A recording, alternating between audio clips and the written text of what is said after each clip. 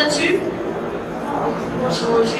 Peut-être, nous, dans l'idée du concept de TNMS, on a rajouté le N dedans, le neuro est apparu pour deux raisons.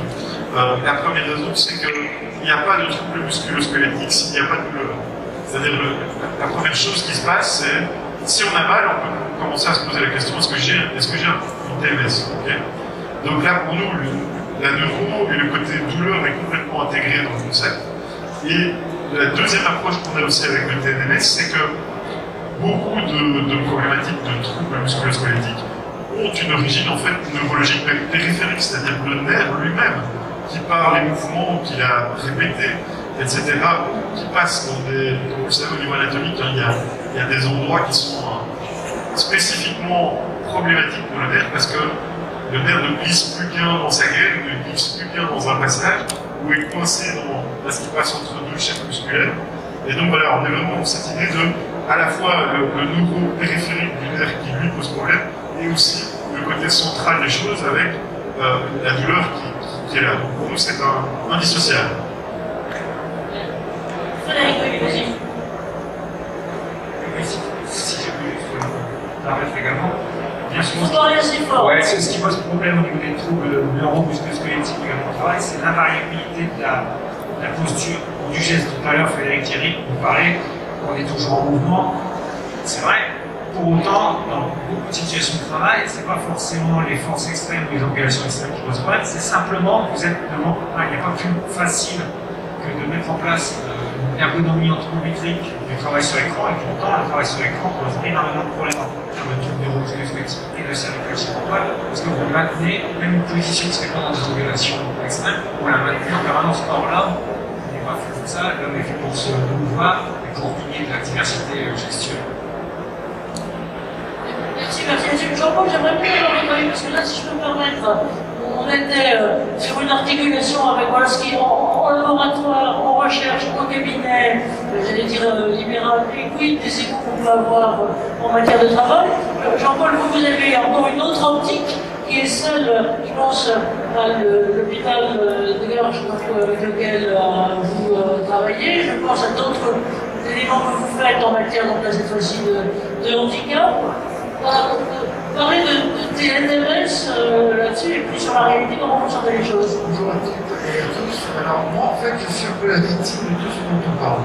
J'ai commencé à travailler à l'âge de 14 ans dans un atelier de mécanique générale. Autant vous dire qu'à 49 ans j'ai des échos dont je ne peux plus réellement me servir et tout ce qui va avec. Donc c'est terrible parce que j'ai appris le terme TMS à l'âge de 42 ans quand on m'a expliqué que tout ce que j'avais était irréversible et qu'on n'envoie pas un gamin travailler sur une machine qui fait 20 tonnes avec, en plus vous avez vu, je ne suis pas très grand, donc voilà, toujours en train de serrer mes têtes de freinage, ont amené des troubles terribles aux épaules et qui sont aujourd'hui irréversibles, sauf que il y a 6 ans de ça, ma rencontre avec les hôpitaux m'ont fait découvrir qu'on pouvait faire de la prévention, mais il va falloir aujourd'hui assister les chercheurs en inventant des outils. On a parlé des exosquelettes. On peut parler d'objets d'assistance au moment, on peut parler dans l'exosquelette, on peut découvrir plein de choses. La vision à moi aujourd'hui, c'est que nous, les mécaniciens, nous mettons à côté des chercheurs et nous écoutons la problématique qui n'est que mécanique, on s'entend bien. Nous avons cette vision du corps qui n'est pas celle d'un médecin. Chez nous, c'est mécanique.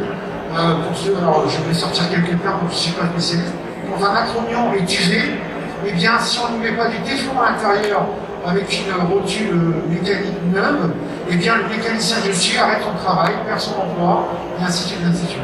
Donc, on a créé le laboratoire d'études en mécatronique et mobilité, avec une unité INSERM, avec l'aide des hôpitaux de Garches, qui sont spécialisés en traumatologie, pour que des mécaniciens comme moi écoutent les chercheurs que vous êtes, et transforment vos besoins, en les matérialisant par des nouveaux outils qui vont de capteurs. Je suis l'inventeur effectivement d'un vêtement instrumenté. Parce que j'ai vécu le mal du dos, j'ai donc estimé que le vêtement était ce que nous avons tous de commun, femmes et hommes, et j'ai donc instrumenté des vêtements pour que mon smartphone, outil moderne, puisse me communiquer à l'instant T toutes les mauvaises postures que je prenais. Ça paraît idiot, personne n'y avait pensé, je l'ai fait, et ça a permis à des ouvriers, notamment du médico-social, extrêmement touchés par le TMS, et bien de s'auto-corriger. Donc voilà ce que nous on amène, mécaniciens et autres, auprès des chercheurs à développer des outils. C'est ma vision, on fait beaucoup de choses dans notre laboratoire. Et on a créé ce laboratoire qui est unique, c'est un LabCom, autour des utilisateurs fabricants, des industriels, des chercheurs, votre position, votre vision et nos solutions. Et ça fonctionne plutôt pas mal. Voilà. Et moi, je suis très admiratif de ce qu'ils font. Donc, juste, si jamais vous nous suivez, on fera. Donc, déjà, vous pouvez retrouver sur le site des interventions de Jean-Paul sur les exosquelettes, globalement sur le marché. Et surtout, ce qu'on fera donc vous allez être en fin novembre, sur la région de France, autour de cette approche.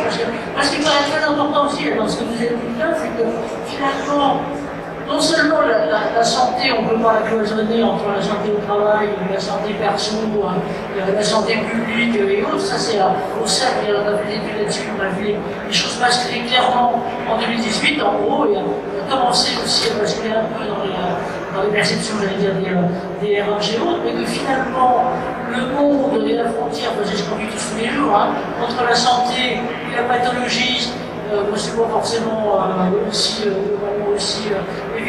évident que ça, puisqu'on a constamment de l'adaptation et de l'adaptation à faire. Écoutez, merci pour tout ça, je prends mon propos, maintenant on va revenir. Parce qu'il faut aussi, c'est complètement paradoxal, le truc de TNMS.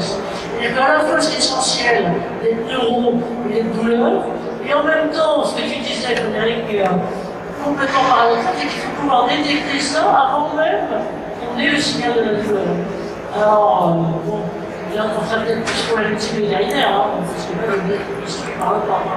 Si je peux me permettre, effectivement, il y a quelque chose qui a été dit, qui ne se disait pas beaucoup avant, c'est la prévention. En fait, on est dans un pays extraordinaire, on est très curatif. Dès qu'on a un problème, on nous opère, on nous soigne, on nous remet, je dirais, sur les rails. Il y a des pays, notamment les pays nordiques, qui ont décidé d'être beaucoup plus dans la prévention. Et la prévention, c'est pas que des conseils verbaux, c'est aussi de nouveaux outils à inventer pour permettre aux gens d'être acteurs de leur santé et de leur quotidien. C'est un peu l'une des idées centrales qu'on a mis au centre de notre laboratoire pour permettre à tout un chacun de devenir un vrai acteur et pas seulement lever le doigt en disant j'ai mal et je me garde de médicaments parce que ça a été mon cas, donc du coup je l'ai vécu et je peux en témoigner. Être préventif, c'est aussi des technologies nouvelles à apprendre.